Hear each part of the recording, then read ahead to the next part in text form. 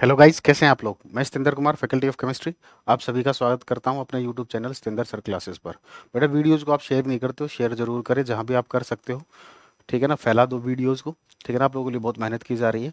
तो आज का जो हमारा टॉपिक है वो है हेनरीज लॉ।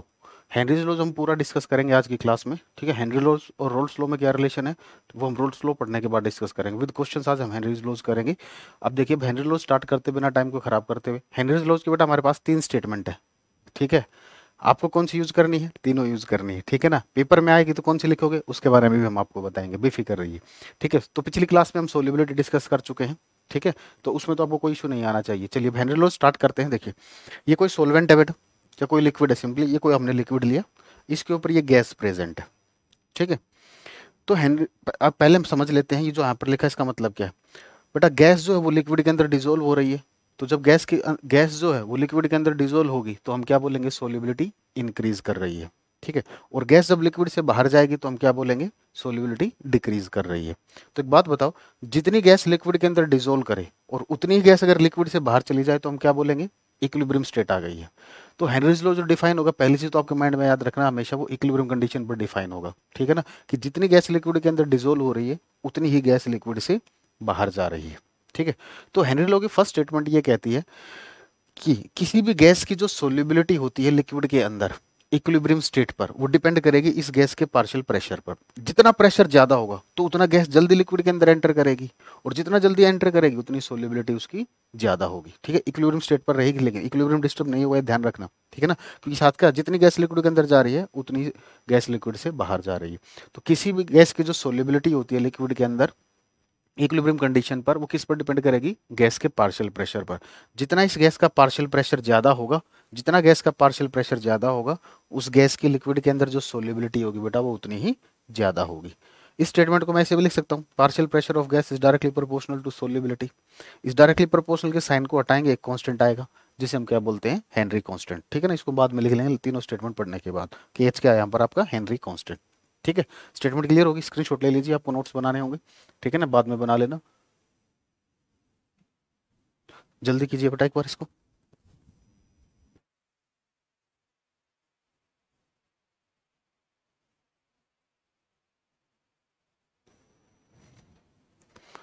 ठीक है, चलिए अब सेकंड स्टेटमेंट पर आते हैं बेटा। देखिए, अगर हम यहाँ पर कोई वेट रख दें, अगर हमने इस गैस के ऊपर कोई वेट रख दिया, ठीक है ना, अगर मैं इस वेट को बढ़ाता हूँ, अगर मैं इस वेट को बढ़ाता हूँ तो गैस पर जो प्रेशर लगेगा वो ज्यादा लगेगा, और ज्यादा प्रेशर लगेगा तो गैस क्या होगी, लिक्विड के अंदर जल्दी एंटर करेगी। और गैस अगर लिक्विड के अंदर जल्दी एंटर कर रही है तो इसका मतलब क्या हो रहा है, उसकी सोल्युबिलिटी लिक्विड के अंदर बढ़ रही है। तो अगर हम वेट बढ़ाते हैं तो सोल्युबिलिटी बढ़ती है। ठीक है, अब एक बात बताओ, गैस लिक्विड के अंदर जितना अंदर ज्यादा जाएगी तो इस लिक्विड के अंदर गैस का मास भी तो ज्यादा होगा बेटा।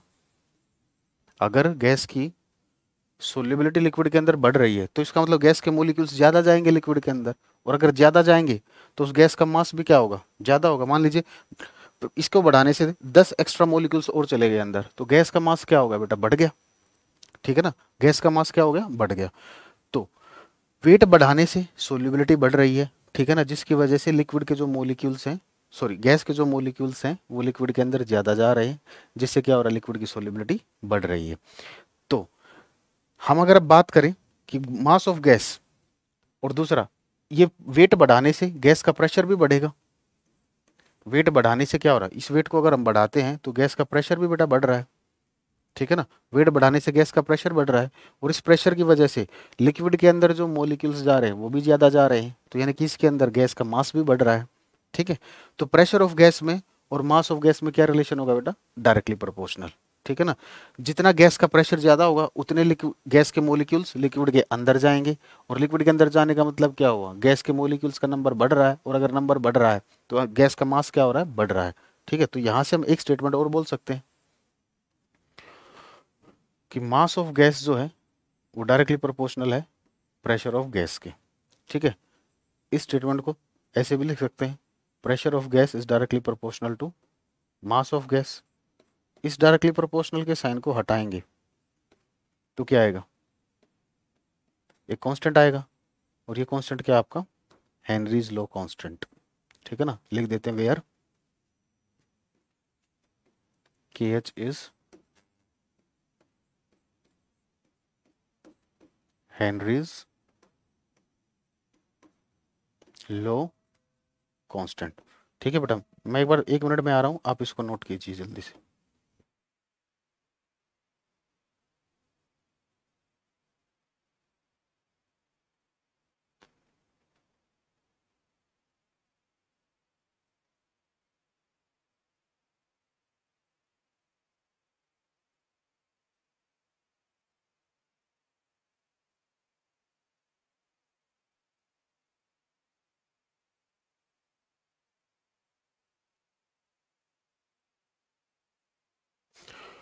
ठीक है बच्चों, अब आती जो, अब आपको पेपर में जो स्टेटमेंट यूज करनी है वो थर्ड स्टेटमेंट यूज करनी है। जो मोस्ट फ्रीक्वेंटली यूज स्टेटमेंट है वो है थर्ड। ठीक है ना। अब वो थर्ड स्टेटमेंट क्या है देखिए। अब हालांकि स्टेटमेंट वही आएगी आपकी, मतलब समझ चुके हैं एक तरीके से हम देखें। अब थोड़ा सा उसका रूप बदल देते हैं स्टेटमेंट का। ठीक है ना। अब ये जो गैस लिक्विड के अंदर डिसोल्व होगी, ठीक है ना, इसकी जो सोल्युबिलिटी वो किस पर डिपेंड करती है? पार्शियल प्रेशर ऑफ गैस पर। ठीक है। तो हेनरी लॉ की जो थर्ड स्टेटमेंट है वो ये कहती है कि किसी भी गैस की जो सोल्युबिलिटी होती है वो डायरेक्टली प्रोपोर्शनल होती है पार्शियल प्रेशर के। ये स्टेटमेंट में पहली स्टेटमेंट थी। दूसरे केस में उसने क्या बताया कि किसी भी गैस की जो सोल्युबिलिटी होती है लिक्विड के अंदर, सॉरी किसी भी गैस की जो सोल्युबिलिटी होती है लिक्विड के अंदर वो डायरेक्टली प्रोपोर्शनल होती है प्रेशर के। सॉरी, फर्स्ट स्टेटमेंट थी। ठीक है ना। अब सेकंड स्टेटमेंट की बात करते हैं कि mass of gas is directly proportional to pressure. अब एक बात बताओ, अगर गैस का मास लिक्विड के अंदर बढ़ रहा है, अगर गैस का मास लिक्विड के अंदर बढ़ रहा है तो क्या गैस का मोल फ्रैक्शन भी बढ़ रहा है? बढ़ रहा है ना। ठीक है ना। मास बढ़ेगा तो मोल फ्रैक्शन भी बढ़ेगा। तो ये जो तीसरी स्टेटमेंट है वो ये कहती है the partial pressure of the gas in vapour phase. ठीक है ना। गैस का प्रेशर हम हमेशा वेपर फेज में लेंगे, यहाँ पर जो गैस प्रेजेंट है। ठीक है ना। ये क्या है? डायरेक्टली प्रोपोर्शनल है किसकी? Mole fraction of the gas की। Mole fraction of the gas की। ठीक है। इस डायरेक्टली प्रोपोर्शनल के साइन को हटाएंगे तो यहाँ से एक कांस्टेंट आएगा जिसको हम बोलते हैं हेनरी कांस्टेंट। तो ये आ गई हमारी तीसरी स्टेटमेंट। इसको और अच्छे से लिखना चाहो तो ऐसे लिख सकते हैं, प्रेशर ऑफ गैस बराबर है Henry constant into mole fraction of gas. तो तीनों स्टेटमेंट का में देखिए, पहली स्टेटमेंट में बोला उसने सोल्युबिलिटी। ठीक है ना, कि अगर आप गैस का पार्शियल प्रेशर बढ़ाओगे तो उस गैस की सोल्युबिलिटी क्या होगी बेटा? बढ़ेगी, पहली चीज। अब अगर सोल्युबिलिटी बढ़ रही है तो इसका मतलब क्या हो गया? लिक्विड के अंदर गैस के जो मोलिक्यूल्स हैं वो बढ़ रहे हैं, पर यूनिट वॉल्यूम की बात हो रही है। ठीक है ना। लिक्विड के मोलिक्यूल्स क्या हो रहे हैं बेटा? उसके अंदर बढ़ रहे हैं। तो प्रेशर ऑफ गैस बढ़ा, प्रेशर ऑफ गैस क्या होगा? डायरेक्टली प्रोपोर्शनल हो गया मास ऑफ गैस के। अब मास बढ़ रहा है तो यानी कि नंबर ऑफ मोलिक्यूल्स बढ़ रहे हैं। मास बढ़ रहा है, नंबर ऑफ मोलिक्यूल्स बढ़ रहे हैं, तो इससे हम क्या बोल सकते हैं? मोल फ्रैक्शन भी बढ़ रहा है। तो तीनों स्टेट, कहने का मतलब एक ही है, एक ही बात को तीन तरीके से घुमाया गया है। ठीक है ना, कि गैस के प्रेशर को हमने सोल्युबिलिटी से भी कोरिलेट कर लिया, मास ऑफ गैस से भी कोरिलेट कर लिया और उसके मोल फ्रैक्शन से भी कोरिलेट कर लिया। तो तीनों स्टेटमेंट है। अब पेपर में आपको कौन सी यूज करनी है? ये वाली। अगर वो आपसे पूछे जाए स्टेट हेनरी लॉ तो आपको ये वाली स्टेटमेंट लिखना है। ये मोस्ट फ्रीक्वेंटली यूज होती है, न्यूमेरिकल में भी हम इसका यूज करेंगे। ठीक है ना। मास वाली स्टेटमेंट का भी यूज करेंगे एक न्यूमेरिकल में। ठीक है। तो तीनों स्टेटमेंट क्लियर है। फिर से मैं बता देता हूँ। पहली स्टेटमेंट ने क्या कहा था कि किसी भी गैस का जो पार्शियल प्रेशर होगा, ठीक है ना, या किसी भी गैस की जो सोल्युबिलिटी होगी वो डायरेक्टली प्रोपोर्शनल होगी पार्शियल प्रेशर ऑफ गैस। पहली स्टेटमेंट क्या है? किसी भी गैस की जो सोल्युबिलिटी है वो डायरेक्टली प्रोपोर्शनल होगी पार्शियल प्रेशर ऑफ गैस। दूसरी स्टेटमेंट क्या कहती है? किसी भी गैस का जो मास होगा लिक्विड के अंदर वो डायरेक्टली प्रोपोर्शनल होगा पार्शियल प्रेशर ऑफ गैस। तीसरी स्टेटमेंट, किसी भी गैस का जो मोल फ्रैक्शन होगा वो डायरेक्टली प्रोपोर्शनल होगा पार्शियल प्रेशर ऑफ गैस, या बोल सकते हो partial pressure of gas is directly proportional to mole fraction of gas. ठीक है। ये तीन स्टेटमेंट हमारी आ गई। अब आगे बढ़ते हैं। सॉरी, अब ग्राफ की बात करते हैं। ठीक है। ये आपका गैस का पार्शियल प्रेशर है, ये मोल फ्रैक्शन है। ठीक है। तो अगर हम पहले ग्राफ की बात करें, देखिए, तो हमारे पास क्या है? पार्शियल प्रेशर ऑफ गैस बराबर है Henry constant into mole fraction of gas. अब देखिए, ये जो प्रेशर है ये हमने कौन से एक्सिस पर रखा है? ये वाई एक्सिस पर रखा है, equal to X. Mole fraction कौन से एक्सिस पर है बेटा? एक्स एक्सिस पर रखा है। तो क्या ये इस इक्वेशन को फॉलो कर रही है? Y is equal to m x plus c. ठीक है। इस इक्वेशन को फॉलो कर रही है। और ये किसकी इक्वेशन है? स्ट्रेट लाइन की इक्वेशन है। तो स्ट्रेट लाइन की इक्वेशन है तो इसका ग्राफ कैसा आएगा? Straight line. ठीक है। तो इस लाइन का जो स्लोप होगा, स्लोप किसके बराबर होगा? हेनरी कांस्टेंट के। ठीक है ना। आपको ग्राफ दे देंगे, ठीक है ना, स्लोप की वैल्यू दे देंगे, पूछेंगे कि हेनरी कांस्टेंट क्या है, तो आपको पता होना चाहिए कि अगर आप P versus mole fraction of gas का ग्राफ ड्रॉ करते हो तो उसका जो स्लोप होता है वो किसके बारे में बताता है? हेनरी लॉ कांस्टेंट के बारे में बताता है। ठीक है, या हेनरी कांस्टेंट के बारे में बताता है। ठीक है, अब देखिए दूसरा है partial pressure of gas versus 1/x, यानी कि 1 बाय मोल फ्रैक्शन का ग्राफ। ठीक है, तो देखिए ये स्टेटमेंट है P is equal to K H into mole fraction of gas. तो इसको मैं ऐसे लिख सकता हूँ P into 1/x equal to K H. तो देखो जब भी दो फंक्शन का x इंटू वाई कॉन्स्टेंट हो तो इसका ग्राफ कैसा आता है बेटा, आपने ये मैथ में पढ़ा होगा। ठीक है ना, इन्वर्सली प्रोपोर्शनल, और वैसे भी इन्वर्सली प्रोपोर्शनल ग्राफ आपको पता होगा ये होता है।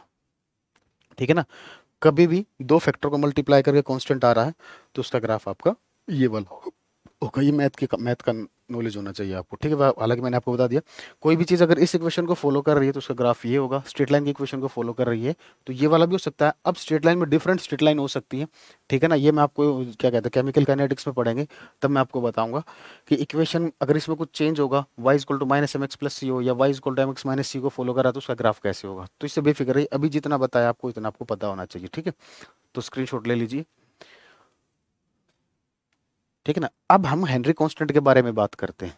ठीक है ना, कि ये जो हमारा हेनरी कांस्टेंट है इसकी क्या क्या कैरेक्टरिस्टिक होनी चाहिए। ठीक है ना, अब ध्यान से सुनना, अगर आप इस इक्वेशन को देखते हो तो क्या मोल फ्रैक्शन की कोई यूनिट होती है बेटा, कोई यूनिट नहीं होती।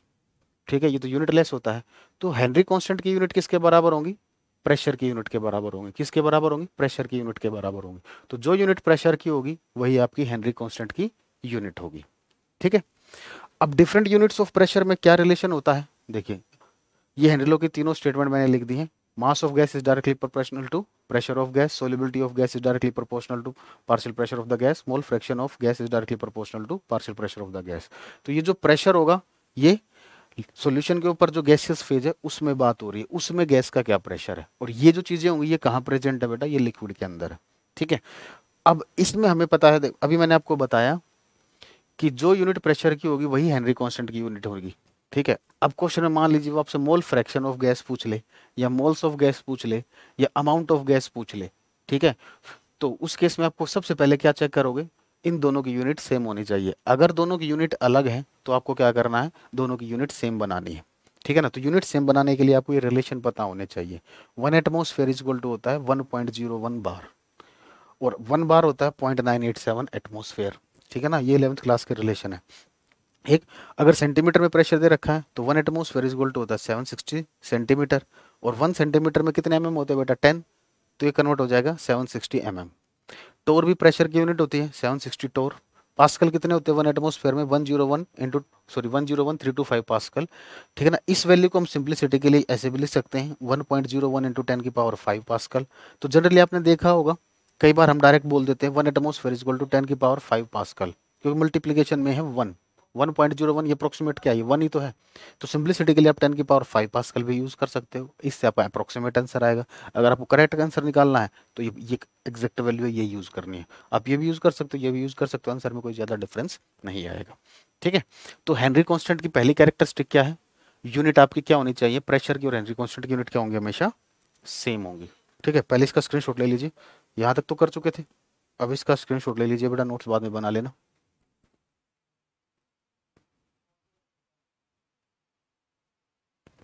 ठीक है, चलिए, तो पहली कैरेक्टरिस्टिक क्या है, unit of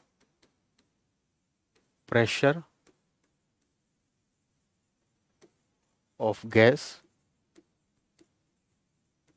unit of pressure of gas and Henrys law constant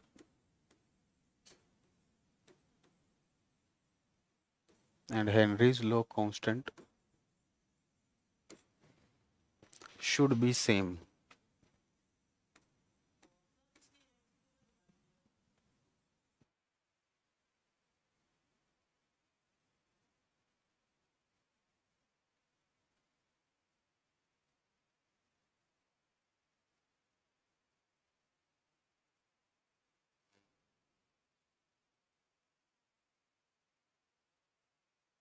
आगे देखिए बेटा, इसके लिए आप लिख सकते हो, मैं आपको टाइम दूंगा, अभी 1-2 मिनट का ब्रेक दूंगा, उसमें आप लिख भी सकते हो। आगे देखिए, अब अब जो गैसेस जो होती है ना, हर एक गैस के लिए बेटा हेनरी कांस्टेंट की वैल्यू अलग होगी। हर एक गैस के लिए क्या होगा, हेनरी कांस्टेंट की वैल्यू अलग होगी।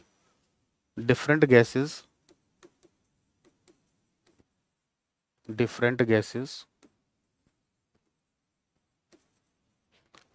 आवाज ठीक है ना? ठीक है, डिफरेंट गैसेस, एक मिनट चेक कर लेते हैं। Different gases have different value, sorry हाँ, different gases have different value of different value of K H. आप पूरा लिख लेना, हेनरी लॉ कांस्टेंट। अब एक एक्सपेरिमेंटल रिलेशन होता है बेटा, हेनरी कांस्टेंट जो होता है ये डायरेक्टली प्रोपोर्शनल होता है टेम्परेचर के, ये एक्सपेरिमेंटल है,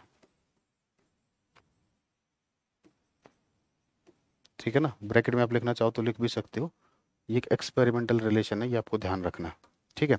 अब एक बात बताओ, अगर हम टेम्परेचर बढ़ाएंगे तो केएच बढ़ेगा, और टेम्परेचर बढ़ाने से सोल्यूबिलिटी पर क्या इफेक्ट पड़ता है ये मैं पढ़ा चुका हूँ। गैसेस की सोल्यूबिलिटी पर क्या इफेक्ट पड़ता है? सोल्यूबिलिटी कम होती है, ये पिछली क्लास में एक्सप्लेन कर चुके हैं। सोल्यूबिलिटी क्या हो जाएगी? कम हो जाएगी। और वहीं अगर आप टेम्परेचर कम करोगे तो केएच क्या होगा? कम होगा, क्योंकि डायरेक्ट रिलेशन है। तो सोल्यूबिलिटी क्या हो जाएगी? टेम्परेचर कम करने से गैस की सोल्यूबिलिटी लिक्विड में क्या होती है बेटा? बढ़ती है। तो यहां से अगर आप एक रिलेशन देखो, हेनरी कांस्टेंट में और सोल्यूबिलिटी में कैसे रिलेशन आ रहा है बेटा? इनवर्स रिलेशन आ रहा है। तो यहीं से अगर आप फोर्थ पॉइंट देखोगे, हेनरी कांस्टेंट जो होता है ये इनवर्सली प्रोपोर्शनल होगा सोल्यूबिलिटी के।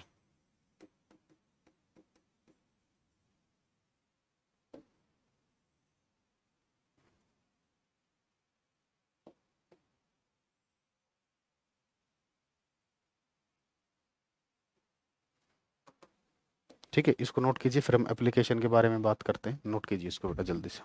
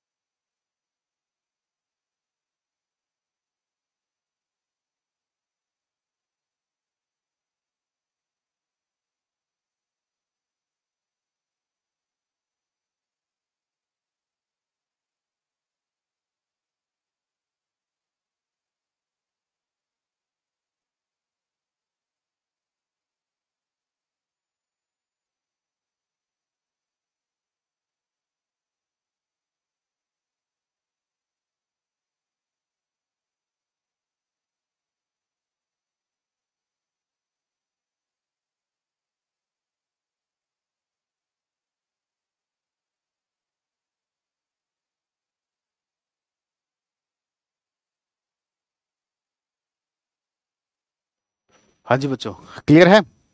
तो हेनरी लॉ कांस्टेंट के बारे में भी आपको बता दिया, ठीक है ना। लिमिटेशन के बारे में बात करेंगे। ये हेनरी कांस्टेंट की तीनों स्टेटमेंट आपके पास एक साथ हैं, ठीक है ना। आप इनको घुमा के लिख सकते हो, ठीक है ना। जब हेनरी कांस्टेंट, अगर आप बोलोगे सर इस डायरेक्टली प्रोपोर्शनल को हटाकर यहाँ पर के एच नहीं होगा, अगर आप इसको हटाओगे तो वो यहाँ पर कोई कांस्टेंट आएगा, ठीक है ना। Mass of gas is equal to K into P, ठीक है ना। 1/k इक्वल टू कहलाएगा वहां पर आपका हेनरी कांस्टेंट, ठीक है ना। 1/k क्या कहलाएगा, हेनरी कांस्टेंट कहलाएगा, ठीक है। चलिए, तो अब लिमिटेशन की बात करते हैं बेटा, कि हेनरी कांस्टेंट जो होता है, सॉरी जो हेनरीज लॉ है, इसकी क्या लिमिटेशन है। अब एक बात बताओ, अभी हमने पढ़ा यहाँ पर इक्विलिब्रियम मेंटेन है, ठीक है, यहाँ पर इक्विलिब्रियम मेंटेन है। अगर गैस का प्रेशर बहुत ज़्यादा हो गया, अगर गैस का प्रेशर बहुत ज़्यादा हो गया, तो मैक्सिमम गैस क्या हो जाएगी, सारी की सारी इसी में डिजोल्व हो जाएगी, ठीक है ना। उसकी सोलिबिलिटी बहुत ज़्यादा हो जाएगी। अगर गैस का प्रेशर आपने बहुत ज़्यादा हाई कर दिया तो सोलिबिलिटी ज़्यादा हो जाएगी, तो क्या वहाँ पर इक्विलिब्रियम मेंटेन रह पाएगा, नहीं रह पाएगा। तो इसलिए गैस का प्रेशर हाई नहीं होना चाहिए, ठीक है ना। गैस का प्रेशर हाई नहीं होना चाहिए। अब अगर आप टेम्परेचर को बहुत ज़्यादा कम कर दो, ठीक है, देखिए अगर आपने टेम्परेचर को बहुत ज़्यादा कम कर दिया तो सोलिबिलिटी बहुत ज़्यादा बढ़ जाएगी। फिर से वही प्रॉब्लम आ जाएगी कि जितनी गैस लिक्विड में प्रेजेंट थी उसका मैक्सिमम पोर्शन तो लिक्विड के अंदर डिजोल्व हो गया, ऊपर तो गैस के मोलिक्यूल ही कम है, ठीक है ना। तो उस केस में भी हेनरी लॉ आपका काम नहीं कर पाएगा, मतलब मॉडरेट कंडीशन में काम करेगा, ठीक है ना, जिससे हमारा इक्विलिब्रियम डिस्टर्ब ना हो। तो प्रेशर ज़्यादा हाई नहीं होना चाहिए, टेम्परेचर ज़्यादा कम नहीं होना चाहिए। तीसरा, अब जो गैस है, अगर हम इस गैस की बात करें, अगर ये लिक्विड के अंदर जाकर, ठीक है ना, एसोसिएट या डेसोसिएट हो जाए, ठीक है ना, तब भी हमारे लिए प्रॉब्लम खड़ी होगी। अभी एसोसिएशन डेसोसिएशन क्या होता है इसी चैप्टर के एंड पार्ट में पढ़ेंगे, ठीक है। तो ये तीन लिमिटेशन आपको ध्यान रखनी है। चलिए लिखते हैं इनको। First, pressure of gas, pressure of gas is not very high, क्योंकि ज़्यादा हाई हो गया तो गैस की सोलिबिलिटी बहुत ज़्यादा हो जाएगी, हमारा इक्विलिब्रियम मेंटेन नहीं हो पाएगा। इज नॉट वेरी हाई, ठीक है ना। तो प्रेशर हाई होने से सारी गैस, मैक्सिमम गैस लिक्विड के अंदर डिजोल्व हो जाएगी। सेम कंडीशन टेम्परेचर के साथ है। Temperature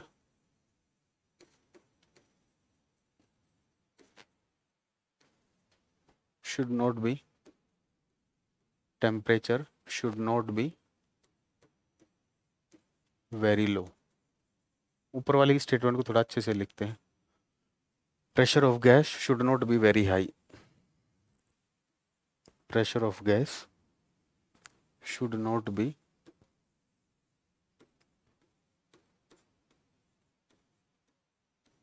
pressure of gas should not be very high।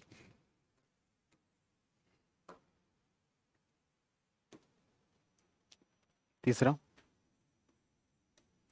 molecules of gas, molecules of gas should not be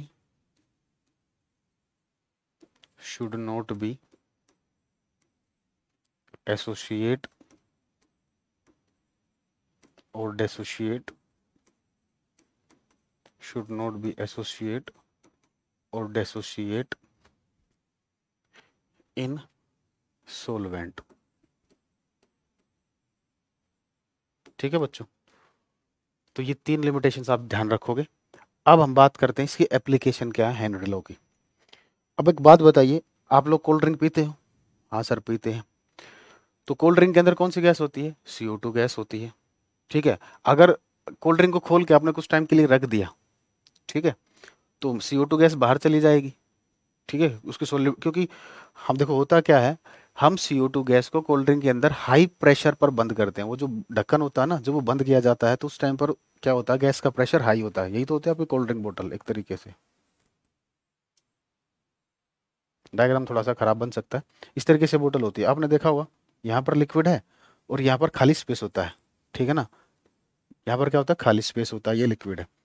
तो ये लिक्विड और गैस है, यहाँ पर इक्विलिब्रियम मेंटेन रहता है। तो जब हम इस गैस को लिक्विड के, सॉरी, जब हम इस गैस को कोल्ड ड्रिंक के अंदर यूज करते हैं, तो जब ये जो हमारा ये जो ढक्कन होता है, ठीक है ना, ये जो ढक्कन होता है कोल्ड ड्रिंक का, इसको हम हाई प्रेशर पर बंद करते हैं, बहुत ज़्यादा हाई प्रेशर पर नहीं, ठीक है ना। ये वाली कंडीशन डिस्ट्रॉय नहीं होगी। बहुत ज़्यादा हाई प्रेशर नहीं है कि पता चला प्रेशर इतना हाई कर दिया बोतल ही फट गई, ऐसा कुछ नहीं होगा, ठीक है ना। तो मतलब प्रेशर हाई होता है, ठीक ठाक प्रेशर होता है ना ज़्यादा हाई भी नहीं होता, मॉडरेट प्रेशर की बात हो रही है, ठीक है। तो उससे होगा क्या, इस गैस की जो सोलिबिलिटी होगी बेटा वो लिक्विड में ज़्यादा होगी। इस गैस की सोलिबिलिटी क्या होगी, लिक्विड में ज़्यादा होगी। तो जो गैस हमारे लिक्विड के अंदर, गैस जो होगी हमारे वो लिक्विड के अंदर प्रेजेंट होगी, ठीक है ना, जिससे कोल्ड ड्रिंक का टेस्ट मेंटेन रहेगा।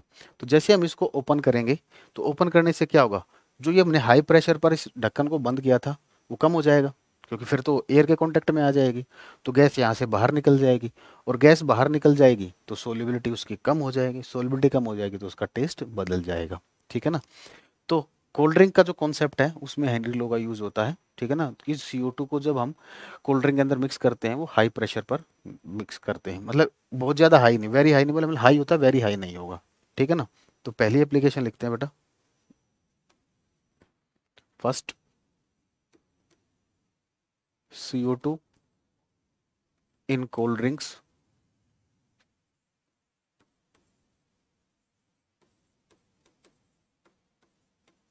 Is present at high pressure, at high pressure. क्यों, because according to, because according to Henry's law, according to Henry's law,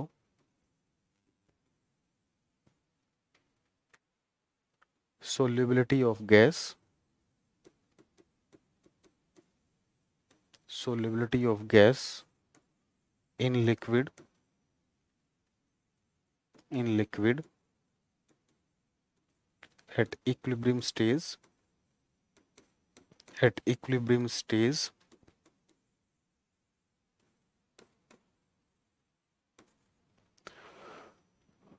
because according to Henry's law solubility of gas in liquid at equilibrium state is directly proportional to pressure.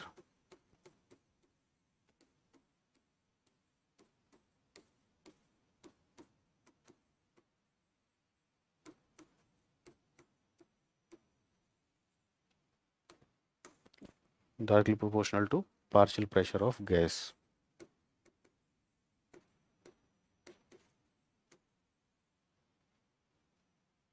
As a result of this, as a result of this,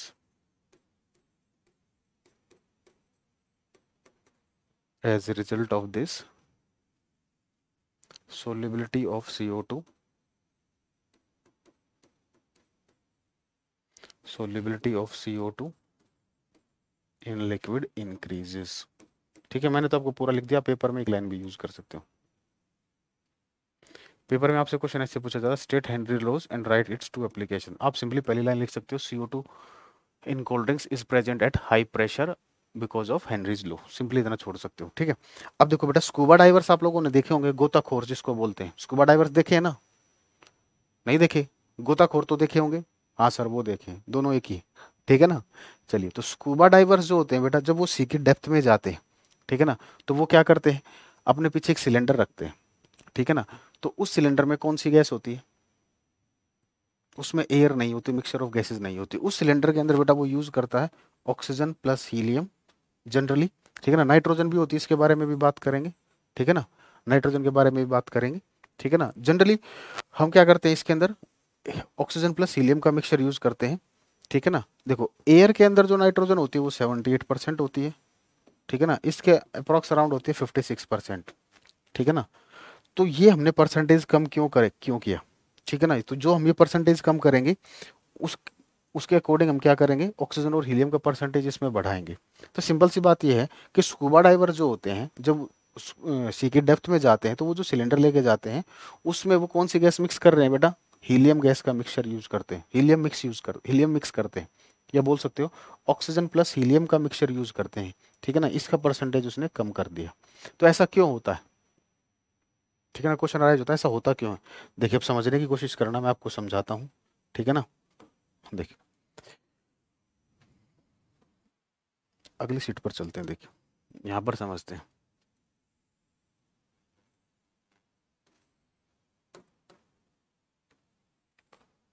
मान लीजिए ये सी ठीक है नहीं, मानना ही तो है, मानने में क्या जाता है, मानने में तो आप बहुत तेज हो। अच्छा मुझे एक बात बताओ, जब हम सांस लेते हैं तो कौन सी गैस लेते हैं? जब हम सांस लेते हैं तो कौन सी गैस लेते हैं? आप कुछ बोलेंगे, सर ऑक्सीजन लेते हैं। मूर्ख हो, ऑक्सीजन नहीं लेते सर, हमारी मैडम ने तो यही पढ़ाया था और मैडम के साथ हमारा लगाव ज़्यादा था, तो जो मैडम पढ़ाएगी हम तो वही मानेंगे, वो आपकी इच्छा है बेटा। गलती से अगर आपने ऑक्सीजन ले ली ना, ठीक है ना, तो आपके साथ बड़ी दिक्कत हो जाएगी, आप भगवान को प्यारे हो जाओगे, मैडम किसी और के साथ। ठीक है ना, इतना लगाव भी अच्छा नहीं है। सुनिए मेरी बात। तो देखो बेटा, आप कह रहे हो कि जब हम सांस लेते हैं तो ऑक्सीजन लेते हैं, तो ऑक्सीजन लेने का सिर्फ एक ही तरीका है। अगर आपको एटमॉस्फेयर में दिखाई दे ये रही ऑक्सीजन, मैडम ने कहा था ओनली ऑक्सीजन लेनी, only oxygen, only oxygen, CO2 नहीं चाहिए, नाइट्रोजन नहीं चाहिए, ओनली ऑक्सीजन, तो आप ऐसे सांस लोगे, है ना? जबकि ऐसा आपको होता है? ऐसा नहीं होता। और ऑक्सीजन जो होती है वो कंबशन में हेल्प करती है। ऑक्सीजन क्या करती है बेटा? कंबशन में हेल्प करती है, तो वो क्या करेगी? आग लगा देगी अंदर जाकर। ठीक है ना? बोलोगे सर आग तो पहले ही लगी हुई है। ठीक है ना? चलिए सुनिए, कोई बात नहीं बेटा, जब भी हम सांस लेंगे हम एयर लेंगे, या आप बोलोगे मिक्सचर ऑफ गैसेस लेंगे। आप जहां पर अभी बैठे हो, तो जब आप सांस लोगे तो एयर ही तो लोगे, वहां पर एयर ही तो प्रेजेंट है। ठीक है? तो स्कूबा डाइवर ये सोचता है कि अभी हम सभी अर्थ के सरफेस पर हैं, तो जब हम सांस लेंगे तो एयर लेंगे। ठीक है? तो अभी जहां पर आप बैठे हो, किसी को एयर लेने में दिक्कत दिक्कत है नहीं? अगर किसी को दिक्कत है तो वो पर्सन नॉर्मल नहीं है, उसको इलाज की जरूरत है। ठीक है? चलिए, तो स्कूबा डाइवर यही सोचता है कि जब हम अर्थ के सरफेस पर एयर के साथ कंफर्टेबल होते हैं, तो सी की डेप्थ में भी क्या होंगे? एयर के साथ कंफर्टेबल होंगे। ठीक है? तो ये सोचकर वो क्या करता है, पहले वो अपने सिलेंडर के अंदर यूज करता है बेटा एयर। सिलेंडर के अंदर क्या यूज करता है? एयर। ठीक है ना? अभी उसके सिलेंडर में एयर है, ठीक है ना, और वो इस एयर के साथ क्या कर रहा है? सी की डेप्थ में जा रहा है। ठीक है ना? तो एक बात बताओ, जैसे जैसे वो सी की डेप्थ में जाएगा तो गैस का प्रेशर बढ़ेगा या नहीं? उसके ऊपर प्रेशर बढ़ेगा या नहीं? सिंपली बता दीजिए। जैसे जैसे वो नीचे जाएगा उसके ऊपर प्रेशर बढ़ेगा या नहीं? जब वो यहाँ पर होगा, इस पॉइंट पर होगा, तो इतना प्रेशर एटमॉस्फेयर का तो अलग है, वो तो लगेगा ही लगेगा। साथ में ये जो लिक्विड है इसका भी प्रेशर लगेगा, और नीचे जाएगा तो और प्रेशर लगेगा। मान लीजिए यहाँ पर आ गया, तो अब उसके पास इतना प्रेशर लगेगा। ठीक है ना? तो एक बात बताओ, जैसे जैसे वो नीचे जा रहा है तो प्रेशर बढ़ रहा है या नहीं? बढ़ रहा है। तो अगर प्रेशर बढ़ेगा तो गैस की सोल्यूबिलिटी भी क्या होगी बेटा? बढ़ेगी, बिल्कुल बढ़ेगी। ठीक है? तो अगर आप यहाँ से एक ब्लड सैंपल लें, हम यहाँ की बात कर रहे हैं, यहाँ पर मैंने एक सैंपल लिया। ठीक है?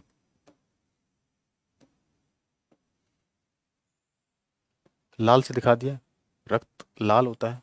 तो यहाँ से हमने जो सैंपल लिया, ठीक है ना, अब देखिए इसमें कौन सी गैस प्रेजेंट होंगी, ध्यान से सुनना। एयर के अंदर बेटा सबसे ज्यादा मात्रा में दो ही गैस होती है, नाइट्रोजन और ऑक्सीजन। ठीक है?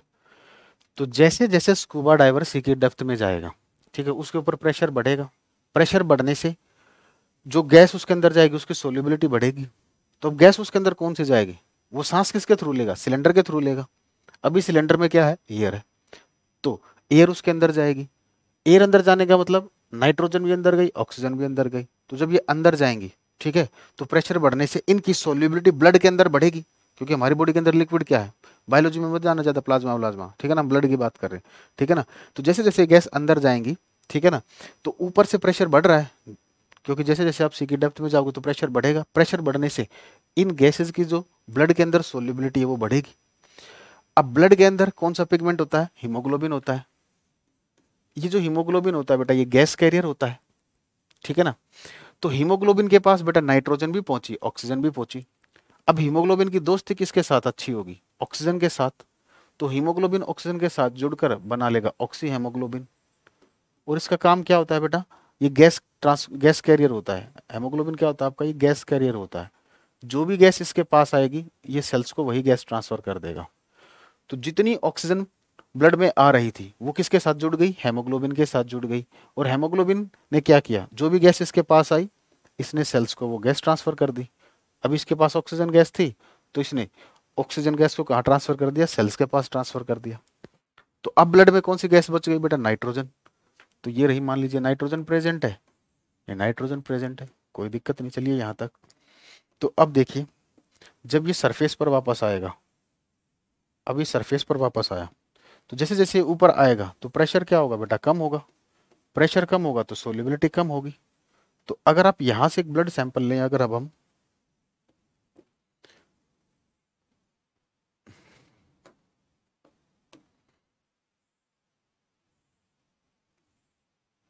तो अगर हम ब्लड सैंपल लें, तो ऊपर आने से सोल्युबिलिटी कम हो गई बेटा। अब सोल्युबिलिटी किसकी कम हुई? जो गैस ब्लड के अंदर प्रेजेंट होगी।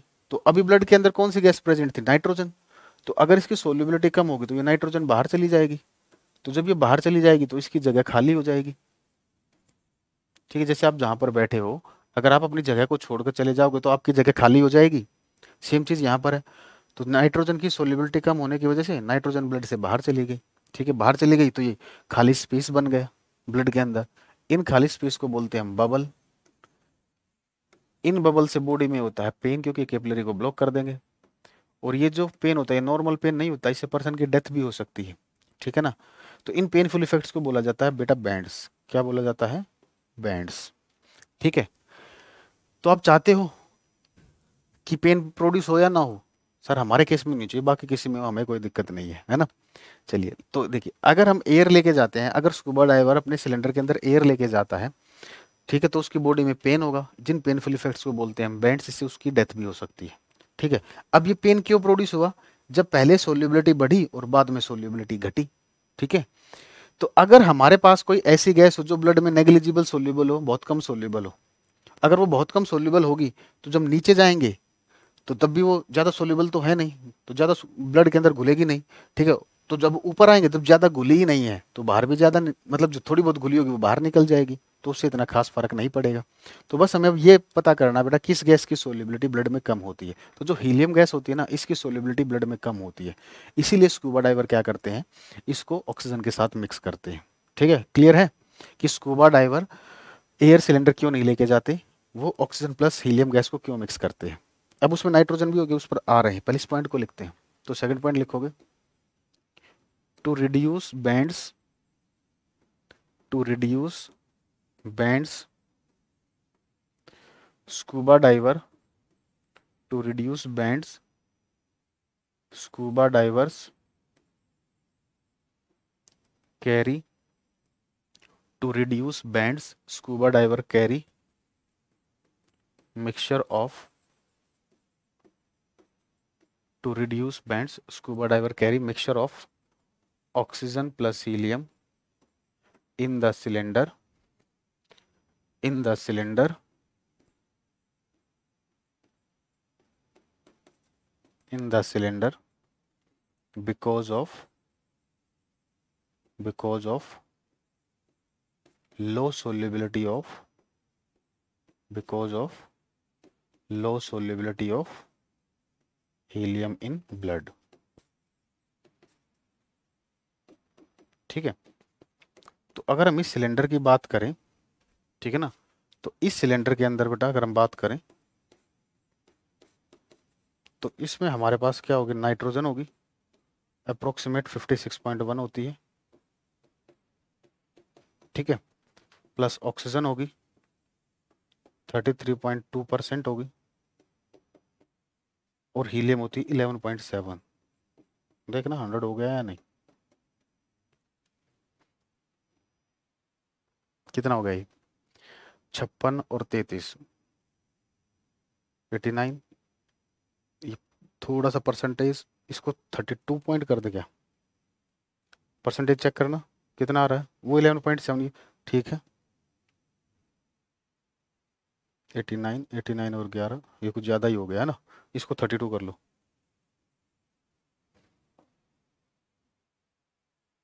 नहीं नहीं नहीं, ये 33,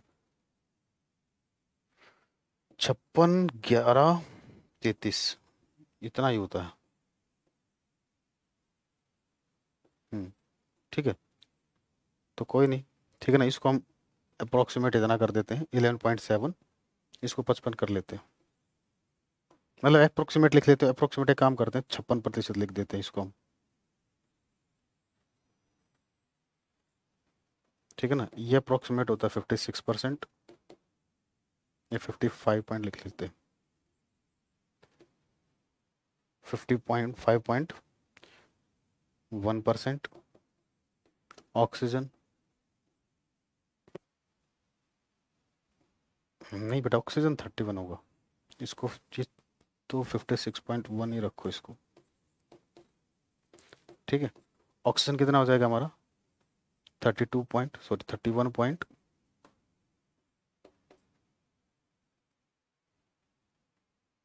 2% प्लस हीलियम। ये पूछेगा नहीं, ये पूछेगा नहीं, इससे कोई फर्क नहीं पड़ता। 11.7, ठीक है ना। ये तो मैंने बस आपको नॉलेज के लिए बताया, वो कभी आपसे पूछेगा नहीं, अप्रोक्सीमेट आइडिया आपको होना चाहिए, ठीक है ना। तो ये हो गया 31 और 11, नहीं ये 32 होगा ना यार, मैंने पहले क्या लिखा था मैंने, 32.2, ठीक है।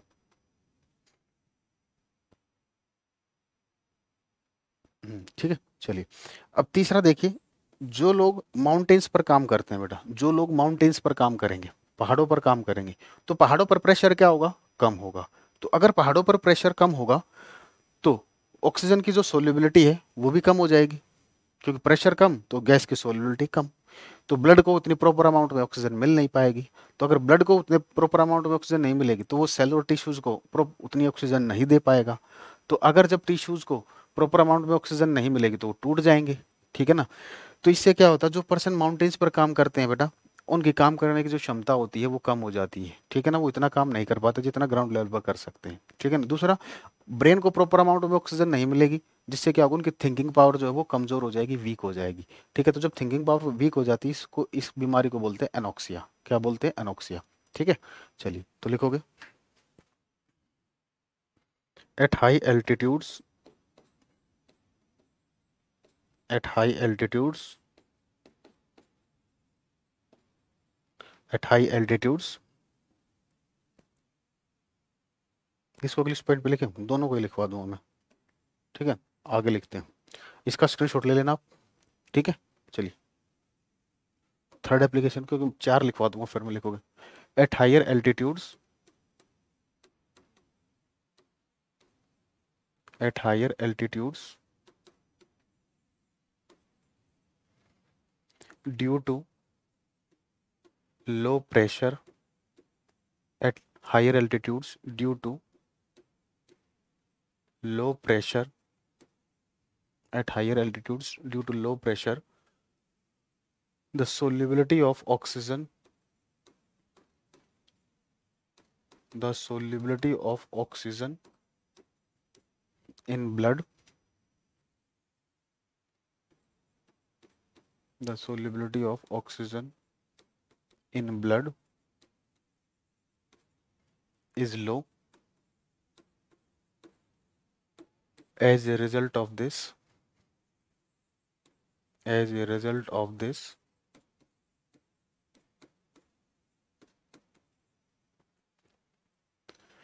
brain does not acquire, does not acquire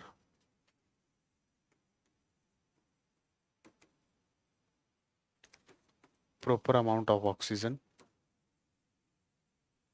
proper amount of oxygen, does not acquire proper amount of oxygen,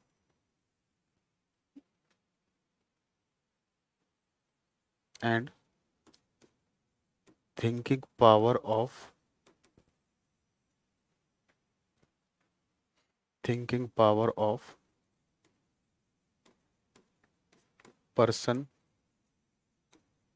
thinking power of person at higher altitudes, thinking power of person at higher altitudes decreases.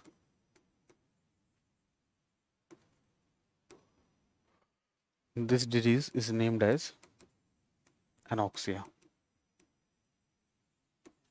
is named as anoxia,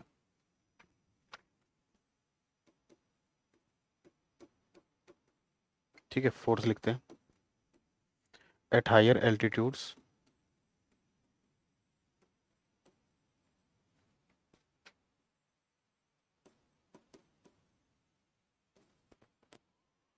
due to low pressure, at higher altitudes due to low pressure, the solubility of oxygen,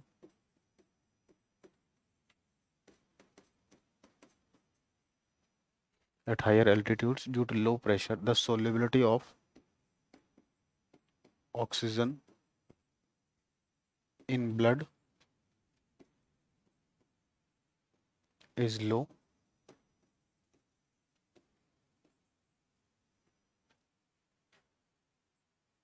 As a result of this,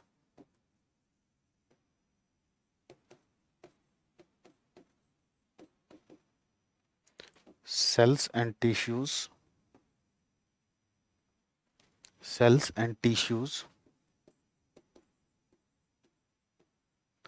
does not acquire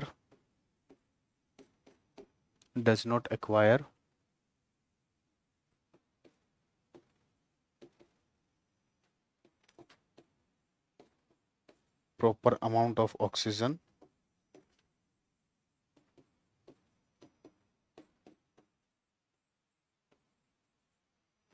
and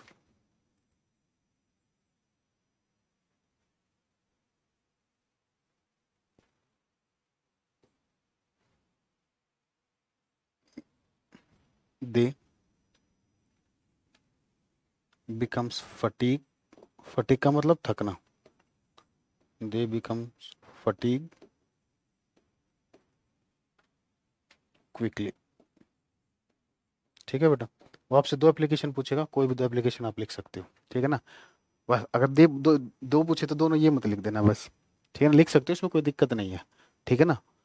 क्योंकि ये थोड़ा सा एक याद करोगे दूसरी इसी से कवर हो जाती है, तो थोड़ा सा टीचर को भी लगना चाहिए ना कि वैरायटी है इनके पास, ठीक है ना।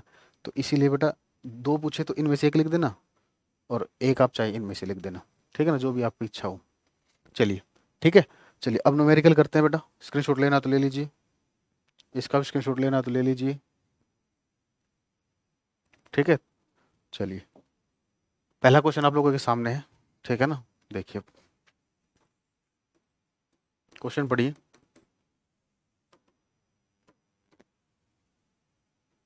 देखिए क्या कह रहा है question, if N2 gas is bubbled through water, ठीक है ना। आपको गैस कौन सी है, N2 है, और सोलवेंट या लिक्विड कौन सा आपके पास, वाटर है, ठीक है। तो N2 गैस को वाटर में डिजोल्व करा रहे हैं, तो वो पूछ रहा हाउ मेनी मिलीमोल्स, मिलीमोल्स से घबराने की जरूरत नहीं, पहले मोल्स निकालने, ठीक है ना, मिलीमोल्स में हम कन्वर्ट कर लेंगे। How many millimoles of N2 gas would dissolve in 1 litre of water. अभी आपके पास दे रखा है, यहां तक देखिए, वाटर का कितना अमाउंट दे रखा है, वॉल्यूम ऑफ वाटर कितना दे रखा है, 1 लीटर, ठीक है। अब देखिए, अभी आपको हेनरी लॉ लगाना, pressure of gas is equal to Henry constant into mole fraction of gas, ठीक है। वो आपसे क्या पूछ रहा है, मिलीमोल्स ऑफ N2 गैस पूछ रहा है, ठीक है ना। तो यानी कि आपको यहां से मोल फ्रैक्शन निकालना है, ठीक है ना। और मोल फ्रैक्शन निकालने का फॉर्मूला क्या होता है बेटा, moles of gas divided by total moles, moles of gas plus moles of water, ये लगाना है आपको, ठीक है। तो जब आप ये लगाओगे तो एक बात बताओ, आपको मोल फ्रैक्शन ऑफ गैस निकालना है, तो क्या आपको मोल्स ऑफ वाटर नहीं चाहिएंगे, मोल्स ऑफ वाटर की तो रिक्वायरमेंट है, ठीक है ना, ये तो चाहिए ही चाहिए। तो मोल्स निकालने का फॉर्मूला क्या होता है, given mass by molar mass, ठीक है। लेकिन हमारे पास यहाँ पर क्या है, इसका वॉल्यूम दे रखा है, क्या दे रखा है, वॉल्यूम दे रखा है, ठीक है। तो हमें इस वॉल्यूम को मास में कन्वर्ट करना आना चाहिए। 1 लीटर में कितने ml होंगे बेटा, 1000 ml होंगे। चलिए अब वाटर की जो डेंसिटी होती है, ये वॉल्यूम ऑफ वाटर है, वाटर की जो डेंसिटी है बेटा, ये हमेशा आपको याद रहनी चाहिए, 1 ग्राम पर ml होती है, 1 ग्राम पर ml, ठीक है। तो अगर यहाँ से आप डेंसिटी का फॉर्मूला लगाओगे, डेंसिटी का फॉर्मूला क्या आएगा, mass of water divided by volume of water is equal to 1। अब समझे मैंने इसको ml में क्यों कन्वर्ट किया, ठीक है ना। क्योंकि मास हमारे पास, हमें मास किस में चाहिए, ग्राम में चाहिए, ठीक है ना। और वॉल्यूम किस में होना चाहिए, मिलीलीटर में, क्योंकि हमें वाटर की डेंसिटी पता है 1 ग्राम पर ml या 1 ग्राम पर सेंटीमीटर क्यूब। तो यहाँ से आप क्या बोल सकते हो, volume of water, sorry weight of water is equal to volume of water, ये कितना है बेटा, 1000 ml। अब वेट में लिखोगे तो कितना हो जाएगा, 1000 ग्राम हो जाएगा, ठीक है ना। डेंसिटी से ml कैंसिल आउट हो जाएगा, ठीक है। चलिए तो अब आपके पास वेट ऑफ वाटर आ गया, तो अब यहाँ से अगर मोल्स ऑफ वाटर निकाल लें, मोल्स का फॉर्मूला क्या होता है, given mass by molar mass, water का गिवन वेट कितना है, 1000 ग्राम, और मोलर मास होता है इसका 18, तो ये आ गया 55.5, ये वैल्यू आपको याद रखनी है। ठीक है, तो अब हमें हेनरी लॉ लगाना है, तो अब हमारे पास वाटर के मोल्स आ गए। ठीक है ना, अब देखिए अब आगे वो क्या कह रहा है, assume that N2 exerts A partial pressure of, कितना दे रखा है, 0.987 बार, ये प्रेशर दे रखा है। ठीक है ना, ये प्रेशर ऑफ गैस हो गया आपका N2। और हेनरी लॉ कांस्टेंट की वैल्यू कितनी दे रखी है, given that the Henry's law constant for N2 at 293 kelvin is 76.48 kilo bar. ठीक है ना, तो KH कितना है, 76.48 किलो बार। अब मैंने कहा था हमेशा ध्यान रखना यूनिट दोनों की सेम होनी चाहिए। ठीक है, ये किलो बार में है, ये बार में है, तो इसको अगर बार में कन्वर्ट कर दोगे तो ये कितना आ जाएगा, 76480 बार। ठीक है, चलिए, तो आपके पास प्रेशर ऑफ गैस भी है, हेनरी कांस्टेंट भी है, मोल्स ऑफ वाटर भी है, तो मिली मोल्स आ जाएंगे। देखिए, तो using Henry's law, using Henry's law,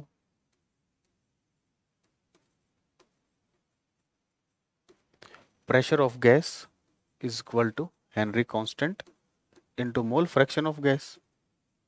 तो यहां से अगर हम बोले मोल फ्रैक्शन ऑफ गैस क्या आ जाएगा, pressure of gas divided by Henry constant. अब प्रेशर ऑफ गैस कितना है, 0.987 बार, 0.987 बार, और हेनरी कांस्टेंट की वैल्यू 76480,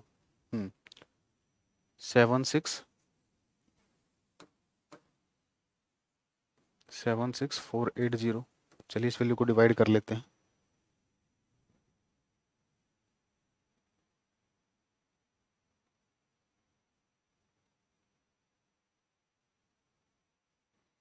हम्म, 0.987 डिवाइडेड बाय 76480, ये आ गया बेटा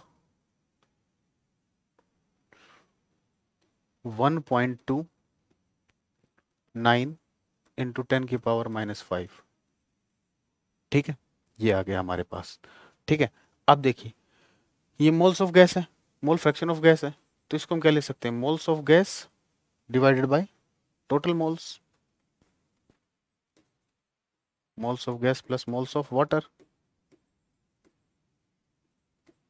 1.29 इंटू 10⁻⁻5। ठीक है, अब देखिए अब एक सॉल्यूशन के अंदर बात करें, ये गैस किसकी तरह काम करेगी बेटा, सोल्यूट की तरह काम करेगी, और ये किसकी तरह काम करेगी, सोलवेंट की तरह। तो हमें पता है कि जो वाटर या सोलवेंट के जो मोल्स होते हैं वो सोल्यूट के मोल्स से बहुत ज़्यादा होते हैं, तो अप्रोक्सीमेशन कर सकते हैं। ये वैल्यू बहुत ज़्यादा है, ये समुद्र है, समुद्र में से आपने एक लोटा पानी निकाल लिया, कुछ होगा, नहीं होगा। ठीक है, तो यहाँ से हम क्या बोल सकते हैं कि इन दोनों का जो सम होगा ये अप्रोक्सीमेट किसके बराबर हो जाएगा, मोल्स ऑफ वाटर के बराबर हो जाएगा बेटा। ठीक है ना, क्योंकि ये सोलवेंट जो होता है वो बहुत ज़्यादा मात्रा में होता है। हम मान लेते हैं कि हमने बहुत ज़्यादा डाइल्यूट सॉल्यूशन लिया है, वाटर का अमाउंट बहुत ज़्यादा है। ठीक है ना, क्योंकि वैसे कैलकुलेशन करोगे तो दिक्कत हो जाएगी, क्वाड्रेटिक बन जाएगी फिर आपकी। ठीक है ना, क्वाड्रेटिक नहीं, क्वाड्रेटिक तो नहीं बनेगी, आप इसको मल्टीप्लाई करोगे, सोल्व करोगे, फिर दिक्कत आएगी आपको। क्वाड्रेटिक नहीं बनेगी, वो तो इक्विलिब्रियम में बनती है। ठीक है ना, तो यहाँ पर ये हम कर सकते हैं, कोई दिक्कत नहीं, सिलेबस में आप इसको अप्लाई कर सकते हो। इस केस में हेनरी लॉ के केस में आप अप्रोक्सीमेशन कर सकते हो। ठीक है, चलिए अब देखिए, नहीं तो दूसरा आप यहाँ से भी देख सकते हो, ये वैल्यू बहुत छोटी है, ये वैल्यू बहुत छोटी है, इसका मतलब ये वैल्यू बहुत ज़्यादा है, और ये वैल्यू बहुत ज़्यादा में किसका कॉन्ट्रीब्यूशन ज़्यादा आएगा, सोलवेंट का। ठीक है, चलिए, तो अब हम यहाँ से क्या लिख सकते हैं, मोल्स ऑफ गैस बराबर है 1.29 into 10⁻⁻5 multiply by moles of water, ये लिख सकते हो। तो मोल्स ऑफ वाटर अभी हमने निकाले थे, कितने आए थे, 55.5 आए थे बेटा, अभी निकाले थे। ठीक है, इसको मल्टीप्लाई कर लेते हैं।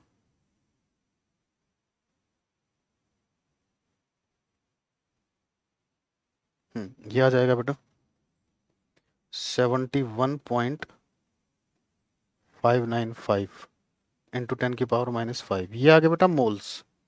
क्वेश्चन में आपसे मिली मोल्स पूछा है, तो millimoles of N2, millimoles of N2, तो N2 के मिली मोल्स कितने हो जाएंगे, जो भी मोल्स की वैल्यू है इसको आप 10⁻³ से मल्टीप्लाई कर दिए, ये आ जाएंगे आपके मिलीमोल्स। ठीक है, तुम कीजिए इस वैल्यू को 71.9 सॉरी 71.595 इंटू 10⁻⁻5 इंटू 10⁻³ तो ये बेस सेम है, पावर ऐड हो जाएगी 10⁻², तो यानी कि ये आ जाएगा बेटा 0.716। ठीक है ना, राउंड ऑफ कर दिया मैंने, इतने मिलीमोल्स आ जाएंगे आपके। ठीक है ना, ये आपका आंसर होगा।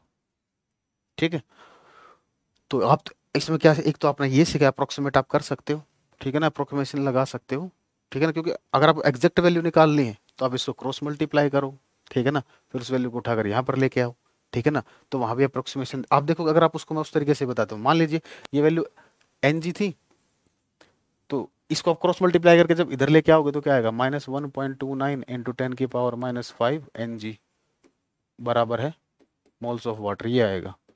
तो यहाँ से आप NG को कॉमन लोगे तो 1 माइनस 1.29 इंटू 10⁻⁻5, आप यहाँ से भी देख सकते हो 1 के कंपैरिजन में ये वैल्यू क्या है बेटा, बहुत छोटी है, 10⁻⁻5। ठीक है ना, तो इससे कोई खास फर्क पड़ने वाला नहीं है, इसलिए हमने इसको नेग्लेक्ट कर दिया। करेक्ट करोगे तो ऐसे करोगे, यहाँ जाकर अप्रोक्सीमेशन लगा सकते हो कि वैल्यू 1 से बहुत छोटी है, इसलिए हम इसको नेग्लेक्ट कर सकते हैं, जैसा कि हमने जब कंसंट्रेशन टर्म में PPM में किया था। ठीक है, चलिए ठीक है, एक बार जल्दी से स्क्रीनशॉट ले लीजिए। तो ये कॉन्सेप्ट बहुत इंपॉर्टेंट है, ध्यान रखना, डेंसिटी ऑफ वाटर आपको हमेशा याद रखनी है। तो वॉल्यूम, हेनरी लॉ में अगर वॉल्यूम दे रखा तो उसको आपको मास में कन्वर्ट करना आना चाहिए। ठीक है, ले लीजिए स्क्रीनशॉट, फिर अगले क्वेश्चन की तरफ बढ़ते हैं। ठीक है, चले आगे, चलिए बेटा अगला क्वेश्चन पढ़िए। बढ़िया क्वेश्चन होते हैं हेनरी लॉ के, लेकिन आपको हलवा लगेगा बिल्कुल आज करने के बाद। अगर आपको स्टेटमेंट क्लियर है हेनरी लॉ की, वो तो क्लियर ही होगी, वो तो फॉर्मूले है, उसमें तो कुछ है भी नहीं ऐसा। ठीक है, एप्लीकेशन भी मैंने समझा दिया, हेनरी लॉ के बारे में सारी चीज़ आपको बता दी। ठीक है ना, अब क्वेश्चन में कैसे यूज करना है उसको देख रहे हैं, क्योंकि दिक्कत यहाँ पर आती है। H2S एक toxic gas with rotten egg like smell, सभी को पता होगा। ठीक है ना, H2S की स्मेल कैसी होती है, सड़े हुए अंडों की तरह। Is use for the qualitative analysis, qualitative analysis के लिए इसको यूज किया। If the solubility of H2S in water at STP is given 0.195 molar. आपको STP कंडीशन दे रखी है बेटा, कौन सी कंडीशन दे रखी है, STP कंडीशन दे रखी है। और ये जो सोल्युबिलिटी दे रखी है, ये कितनी दे रखी है, 0.195 मोलल। तो देखो यहाँ पर जो सोल्युबिलिटी दे रखी है वो आपको मोललिटी के फॉर्म में दे रखी है, तो इसका मतलब क्या हो जाएगा, इसका मतलब क्या है बेटा, ये किसकी सोल्युबिलिटी है, H2S की। 0.195 moles of H2S present in 1 kg of solvent. कुछ बोल रखा आपने यहाँ पर, उसने वाटर बोल रखा, 0.195 moles of H2S present in 1000 gram of water लिख लें डायरेक्ट, या 1 kg लिख लीजिए आपको, present in 1 kg of water. तो यहां से ये एक चीज क्लियर हो गई कि H2S के जो मोल्स हैं आपके पास वो कितने हैं, 0.195।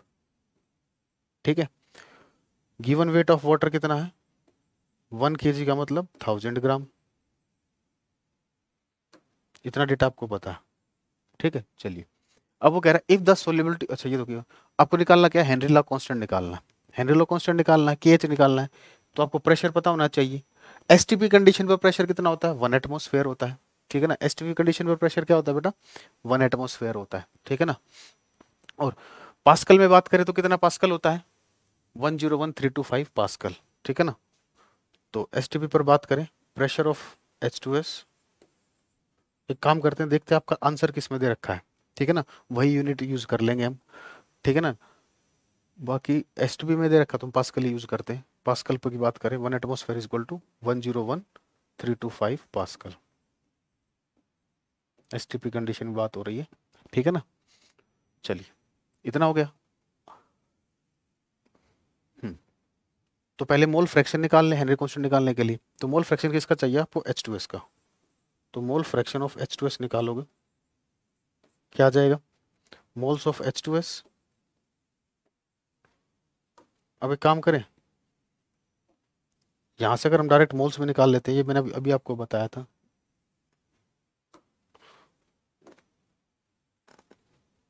मोल्स ऑफ वाटर क्या आ जाएंगे बेटा यहाँ से, given mass by molar mass 1000/18, ये वैल्यू कितनी आ जाएगी 55.5। ठीक है, चलिए तो मोल फ्रैक्शन निकाल लेते हैं अब यहाँ पर हम, मोल फ्रैक्शन ऑफ H2S। तो क्या आएंगे ऊपर, moles of H2S 0.195 divided by 0.195 plus 55.5।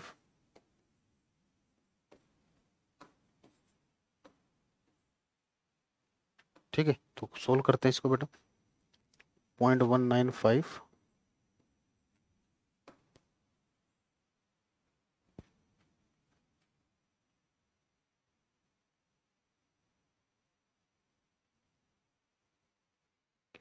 55.695,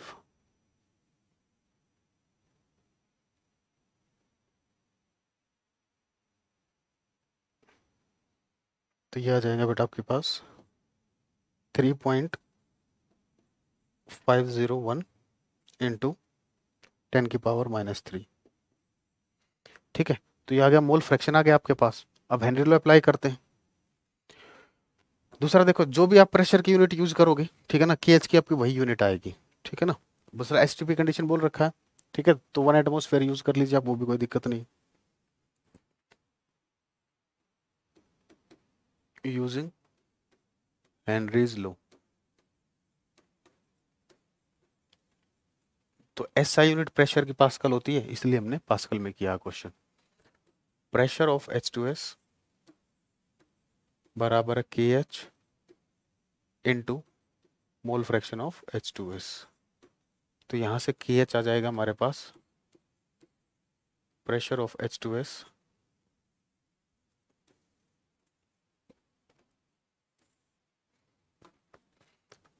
mole fraction of H2S। ठीक है, pressure of H2S 101,325 pascal divided by mole fraction है 3.501 इंटू 10⁻³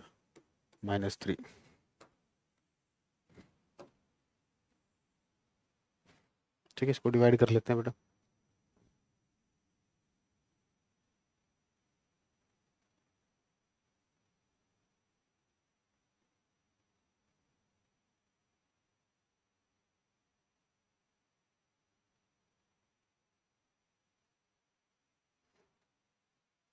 ये तो कुछ ज़्यादा ही वैल्यू आ रही है।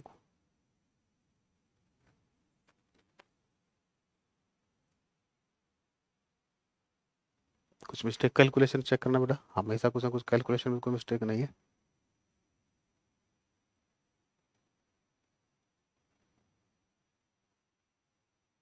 ठीक है, कैलकुलेशन 0.195 डिवाइडेड बाय,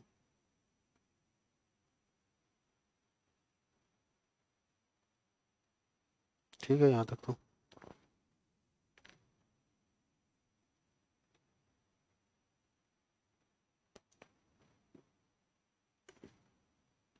एक मिनट,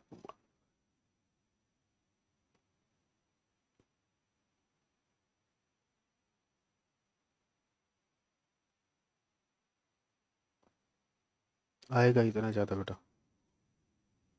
क्योंकि हम पास्कल में निकाल रहे हैं ना, तो इसलिए ऐसा ऐसा आ रहा। चलिए 101,325 डिवाइडेड बाय 3.501, ये आ गया मल्टीप्लाई बाय 1000। ये आएगा बेटा 289,41730.9 पास्कल। ठीक है, अगर आप इसको एटमॉस्फेयर में कन्वर्ट करना चाहते हो,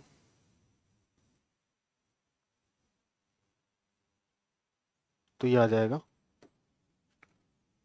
285.6 एटमॉस्फेयर। ठीक है, ऐसा ये बुक में आपको ये आंसर दे रखा होगा। ठीक है, चलिए क्लियर है, दोनों आंसर ठीक है, कोई दिक्कत नहीं है, स्क्रीनशॉट ले लीजिए।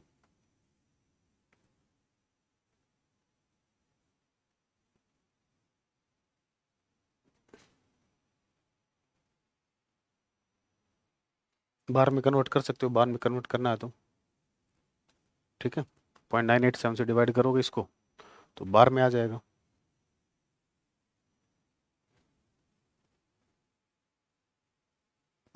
चलिए बेटा अगले क्वेश्चन की तरफ बढ़ते हैं।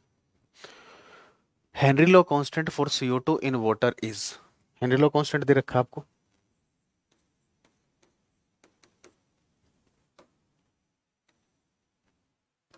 हेनरी लॉ कांस्टेंट कितना दे रखा है आपको, 1.67 इंटू 10⁸ ये दे रखा है।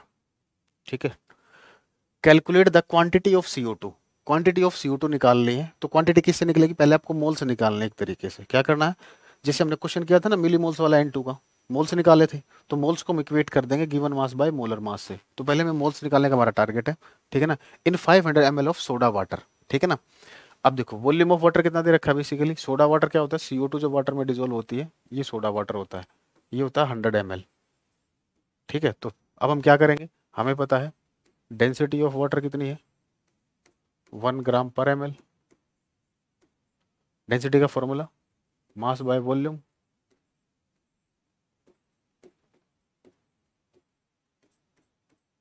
तो यहां से क्या आ जाएगा, weight of water is equal to volume of water. ठीक है, ये कितना आ जाएगा 500 ग्राम। ठीक है, तो यहीं से अब हम मोल्स भी निकाल लेते हैं। ठीक है ना, तो यहीं पर निकाल देते हैं, moles of water given mass by molar mass, given mass है फिर 500, मोलर मास होता है इसका 18। ठीक है, तो ये वैल्यू कितनी आ जाएगी, आधा कर दिया, तो 55.5 का आधा कर दीजिए, नहीं तो डायरेक्ट डिवाइड करके डायरेक्ट एग्जैक्ट वैल्यू बता देता हूँ, 27.75, 55.5 आया था बेटा, उसका आधा कर दीजिए, क्योंकि वॉल्यूम आधा कर दिया आपने। चलिए कोई बात नहीं, ठीक है, मोल्स पता चल गए, हेनरी कांस्टेंट पता है। ठीक है ना, प्रेशर कितना दे रखा है, प्रेशर ऑफ गैस, अब CO2 ले रखा, हम प्रेशर ऑफ गैस लिख लेते हैं सिंपली, प्रेशर ऑफ CO2 लिखना है तो CO2 लिख लीजिए। प्रेशर ऑफ CO2 आपको दे रखा, कोल्ड ड्रिंक वाला केस दे रखा है एक तरीके से 2.5 एटमोसफेयर। अब ये एटमोसफेयर में बेटा ये पास्कल में, तो इसको किसमें, या तो आप इसको पास्कल में कन्वर्ट कर लीजिए या इसको एटमोसफेयर में, तो हम पास्कल में कन्वर्ट कर लेते हैं, मल्टीप्लाई बाय 101,325 पास्कल। ठीक है, मल्टीप्लाई करते हैं,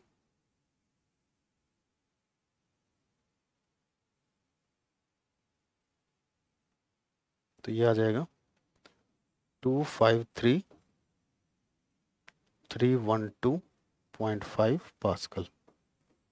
ठीक है, चलिए बेटा अब हेनरी लॉ का यूज करते हैं, यूजिंग हेनरीज लॉ,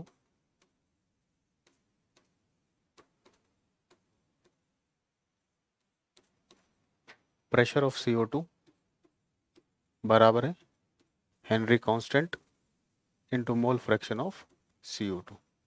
तो यहां से मोल फ्रैक्शन ऑफ CO2 क्या आ जाएगा, pressure of CO2 divided by mole fraction, sorry Henry constant,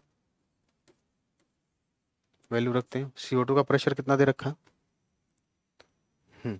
253 253 312.5 divided by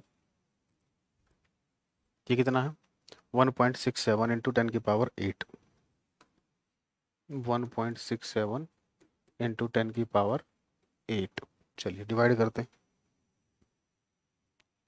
253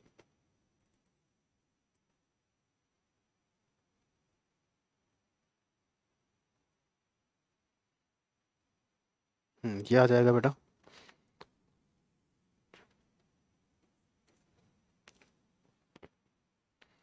1.52 into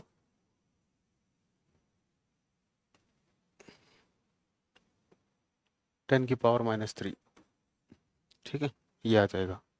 अब देखो वही वैल्यू फिर से कम आ रही है ना, तो ये क्या हो जाएगा, moles of CO2 divided by moles of CO2 plus moles of water.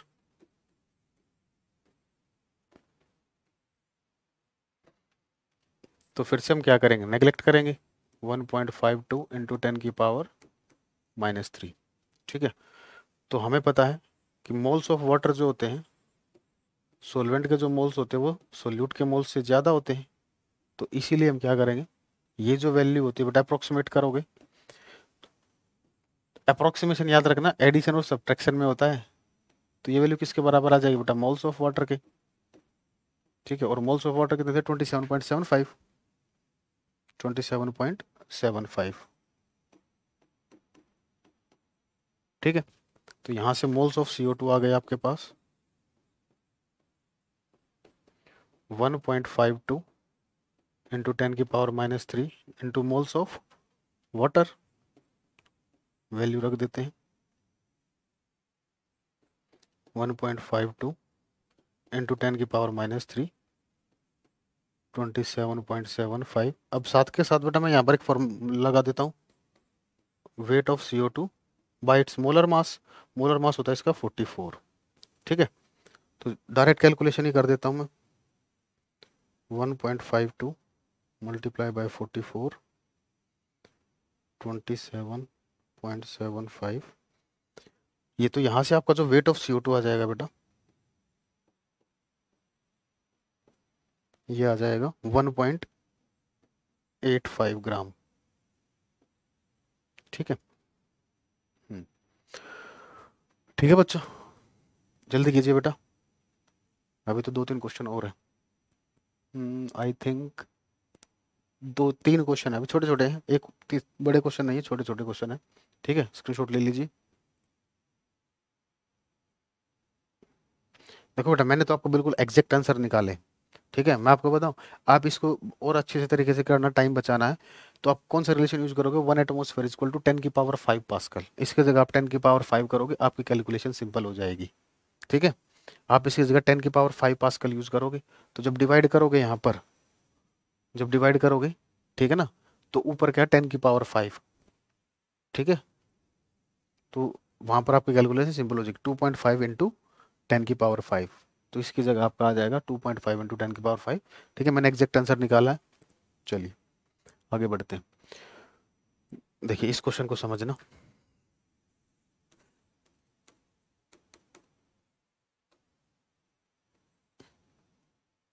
देखो उसने कहा the partial pressure of ethane over A solution containing 6.56 into 10⁻³ gram of ethane is 1 बार।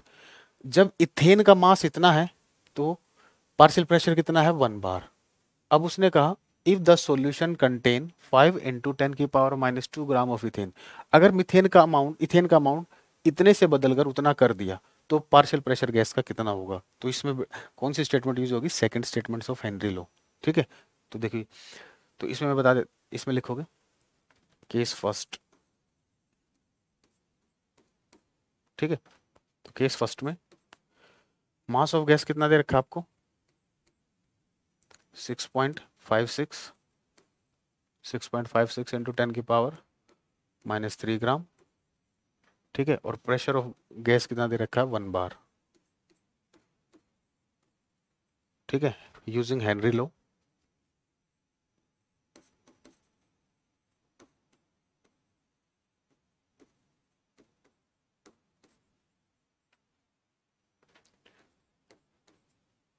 तो इसको मैं काम करता हूँ, इसको मैं M1 बोल देता हूँ थोड़ी देर के लिए, समझिए, क्योंकि मैं थोड़ा सा और छोटा करता हूँ, M1P1। तो इसकी स्टेटमेंट क्या थी, mass of gas is directly proportional to pressure of gas, ये स्टेटमेंट थी। तो यहां से मैं क्या लिख सकता हूँ, M1/M2 is equal to P1/P2 लिख सकता हूँ, ठीक है। इसको थोड़ा सा नीचे लाते हैं, केस सेकंड को भी लिख लेते हैं, केस सेकंड। सेकंड केस में मास कितना हो गया बेटा, 5 × 10⁻² ग्राम। तो इस केस में आपको क्या बताना, प्रेशर बताना है, ये क्वेश्चन था आपका। ठीक है, जैसे मैंने आपको उसमें कहाँ पर करके दिखाया था बेटा, ऐसा इलेक्ट्रोकेमिस्ट्री में किया था मैंने। ठीक है ना, तो चलिए अब बात कर लेते हैं। m1 कितना है, 6.56 × 10⁻³ डिवाइडेड बाय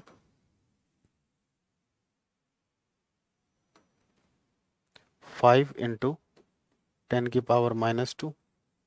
P1 कितना है, 1/P2। ठीक है, इसको रीअरेंज करोगे, यहां पर कर देते हैं। P2 बराबर है 5 × 10⁻² डिवाइडेड बाय 6.56 × 10⁻³ ठीक है, इसको डिवाइड कीजिए।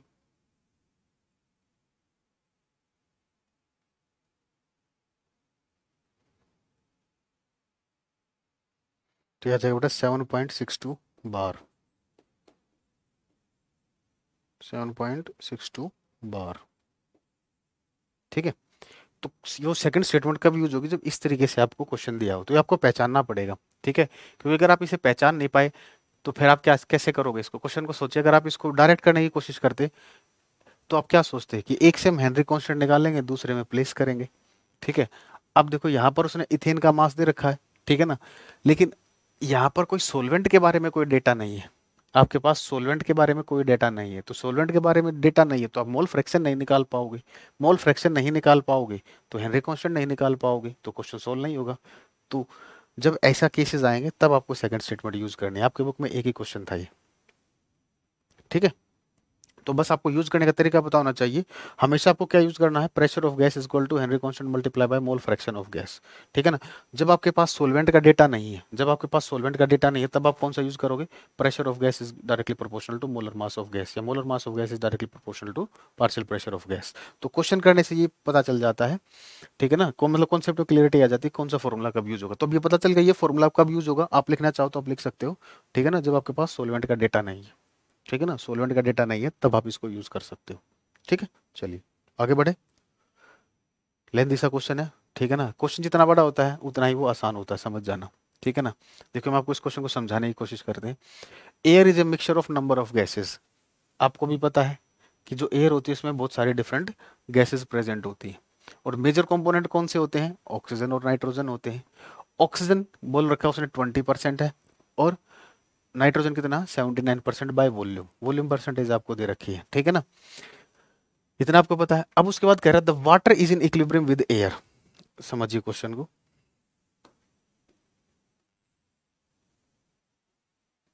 ठीक है, एक कंटेनर में क्या आपके पास वाटर प्रेजेंट है, ये रहा वाटर।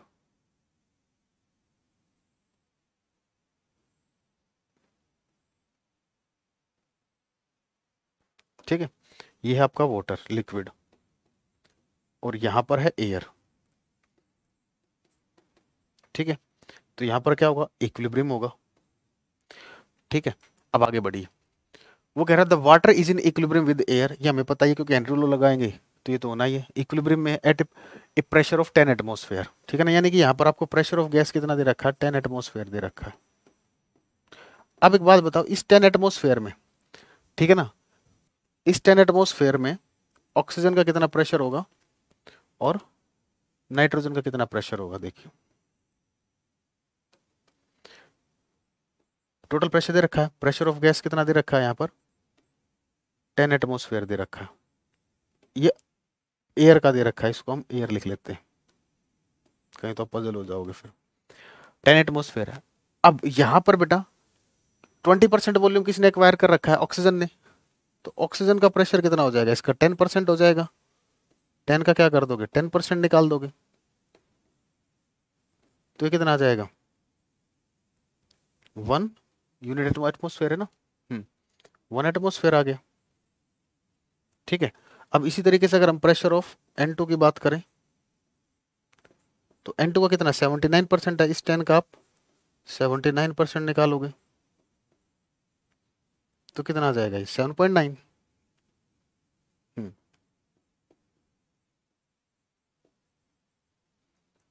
सॉरी 20% था बेटा, 10% नहीं तो 20% था, 20% था, तो ये आ गया 2 atmosphere. Sorry it's my mistake, मैं भी सोच रहा हूँ मैं अप्रोक्स टोटल तो 7 सॉरी 10 है, तो ऐसा कैसे हो गया, चलिए ठीक है। तो हमें यहाँ से इस परसेंटेज का मतलब समझा कैसे यूज किया हमने, यहाँ का टोटल प्रेशर है यहाँ पर जो एयर प्रेजेंट है उसका 10 एटमोसफेयर है, तो उस 10 एटमोसफेयर में से, ठीक है ना, 20% बाय वॉल्यूम किसका प्रेशर हो जाएगा आपका O2 का, और 79% निकालोगे तो किसका आ जाएगा N2 का। प्रेशर पता चल गए। अब आगे बढ़ते हैं, जितनी स्टेटमेंट गिवन थी उसका यूज कैसे करना है इस साथ के साथ बता रहे हैं। अब देखिए वो कह रहा है at 298 kelvin if the Henry law constant for oxygen and nitrogen at 298 kelvin, उसी टेम्परेचर पर हेनरी कांस्टेंट की वैल्यू दे रखी है, OH के लिए ये है बेटा और N2 के लिए ये है। अब वो पूछ रहा है calculate the composition of these gases in water, वो यहाँ पर इनकी कंपोजिशन पूछ रहा है। तो यहाँ पर कंपोजिशन का मतलब क्या होता है, मोल फ्रैक्शन ऑफ गैस निकालना, आपको यहाँ पर क्या करना है, मोल फ्रैक्शन ऑफ गैस निकालना है, ठीक है ना। हटा देता हूँ, मैं इसको समझाने के लिए बताया था बस। तो कंपोजिशन वर्ड जब भी यूज होता है तो आप समझ जाना कंपोजिशन का मतलब क्या, बेसिकली यहाँ पर आपको मोल फ्रैक्शन निकालना होता है। तो ये मोल फ्रैक्शन कहाँ पर पूछ रहा है, वो वाटर के अंदर, लिक्विड के अंदर ही, ठीक है। तो हेनरी लॉ यही है कि प्रेशर ऑफ गैस बराबर है KH into mole fraction of gas in liquid, ठीक है। तो चलिए, तो हेनरी कांस्टेंट ऑक्सीजन के लिए कितना है,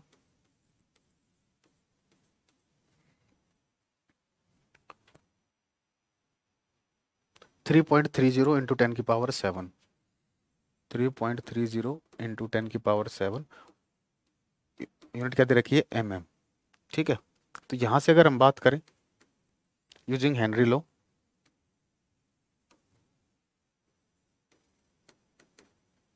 यूजिंग हेनरीज लॉ,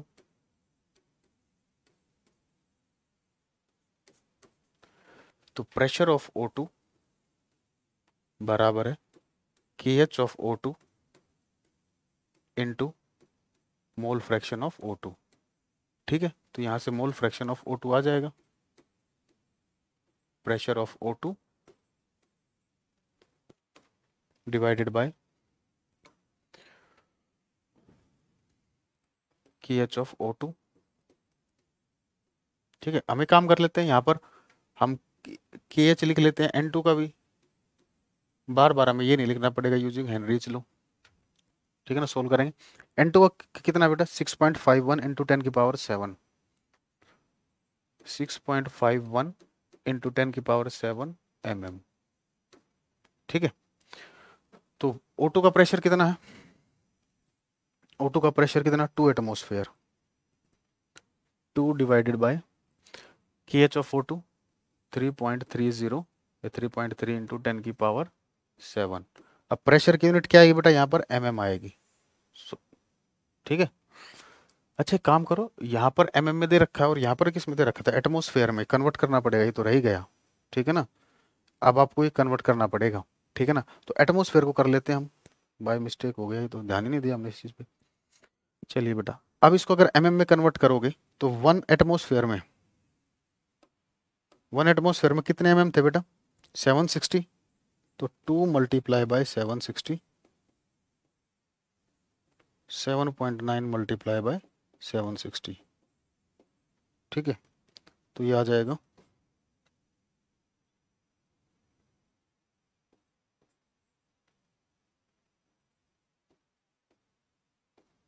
1520, ठीक है। इसको मल्टीप्लाई कर लेते हैं,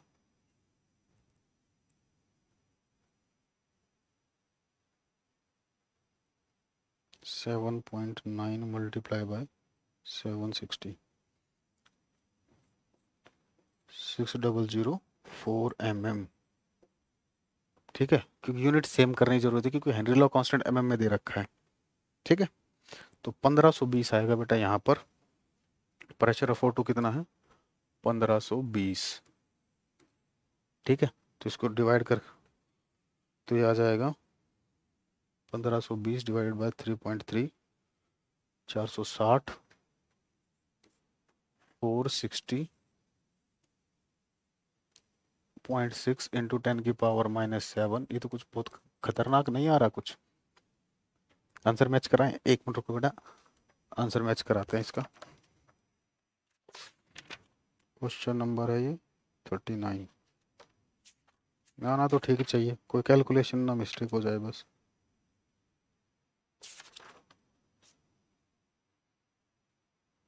O2 का आया बेटा, हाँ ठीक है, 4.6 इंटू 10⁻⁻5। ठीक है, ठीक है ना। अब इसको राउंड फिगर में कन्वर्ट करोगे तो कितना हो जाएगा, 2 पॉइंट पीछे लेके आओगे तो 4.6 इंटू 10⁻⁻5। चलिए ठीक है। सिमिलरली अगर हम बात करें N2 के लिए निकाल लेते हैं।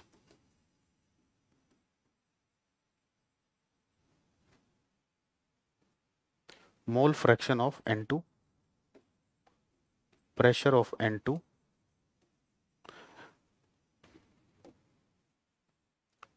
डिवाइडेड बाय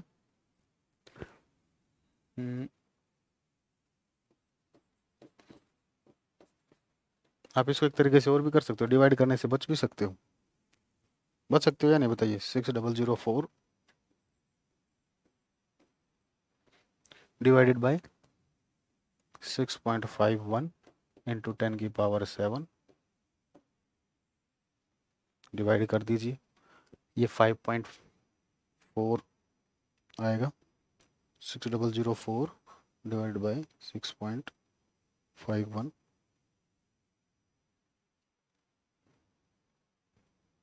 नहीं ये आएगा बेटा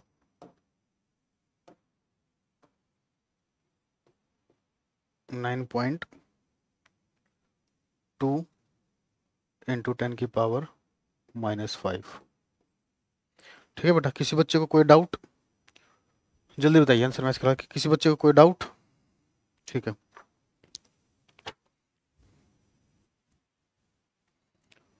ठीक है, तो स्क्रीनशॉट ले लीजिए एक बार इसका।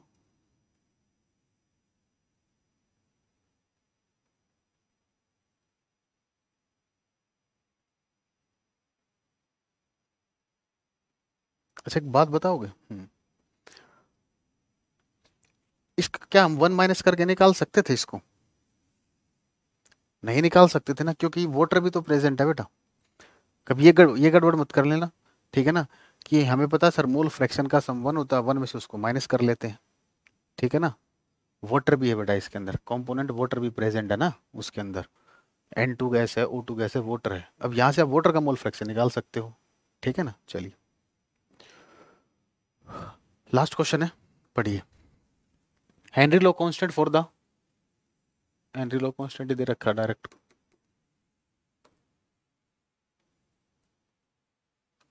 Henry law constant for the molality of methane in benzene at 298 kelvin is, Henry constant आपके पास 4.27 इंटू 10⁵। आज की जो एक क्लास है ना बेटा, हमेशा हमारी एक क्लास डबल मान के चला करो, ठीक है ना। तो आज जो 1.5 घंटे की क्लास हुई वो 3 घंटे के बराबर है। तो कई बार ऐसा परेशान मत होना, वीक में कई बार 3 क्लासेस भी हो जाएंगी। कोशिश तो यही रहेगी कि 5 की 5 मेंटेन रहे, कभी कभार 3 या 4 हो जाए तो परेशान मत होना। ऐसा नहीं कि हर बार ऐसा होगा, ठीक है, क्योंकि बड़ा बहुत बिजी शेड्यूल रहता है, बड़ी मुश्किल से हम मैनेज करते हैं, ठीक है। चलिए, तो आप उस चीज़ से बेफिक्र रहें, वो हमारा काम है। जब तक कोशिश रहेगी कि 5 ही क्लास रखे, चाहे कितनी मेहनत करनी पड़े, बेफिक्र रहिए। लेकिन कभी कभार बाहर हुए तो कोई थोड़ा सा दिक्कत हो सकती है, 1 2 दिन ना भी हो class. Calculate the solubility of methane at 298 kelvin in benzene at, ठीक है, प्रेशर दे रखा है आपको, प्रेशर ऑफ मीथेन, ठीक है ना, गैस ही लिख लेते हैं यहाँ पर हम। प्रेशर ऑफ गैस कितना है, 760 mm। तो दोनों वैल्यूज दे रखी है, ठीक है ना। तो सोलिबिलिटी को बेटा आप मोल फ्रैक्शन से भी कोरिलेट कर सकते हो, एक तरीके से सोलिबिलिटी को हम मोल फ्रैक्शन के वे में भी डिफाइन कर सकते हैं, ठीक है। तो इसका मतलब यहाँ पर आपको सिर्फ मोल फ्रैक्शन निकालना है। ये क्वेश्चन इसीलिए बताया है ताकि आप स्टेटमेंट को देख कर ना घबराओ, ठीक है ना। तो स्टेटमेंट की वजह से नहीं तो इस क्वेश्चन को मैं कराता नहीं, बस स्टेटमेंट दिखाने के लिए कि ऐसी भी स्टेटमेंट आ सकती है। Using Henry's law, pressure of gas, mole fraction, sorry Henry constant into mole fraction of gas. तो यहाँ से मोल फ्रैक्शन ऑफ गैस कितना आ जाएगा, pressure of gas by Henry constant.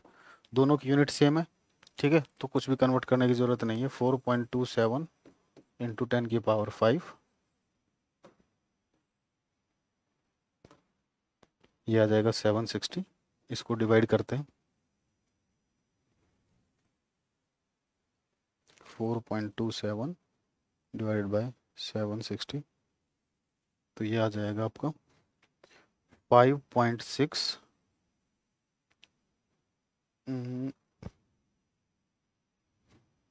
कोई वैल्यू उल्टी प्लेस कर दी क्या मैंने? हाँ, क्योंकि वैल्यू इतनी ज़्यादा तो आंसर आ ही नहीं सकता ये, वैल्यूज उल्टे प्लेस कर दो। प्रेशर ऑफ गैस है 760,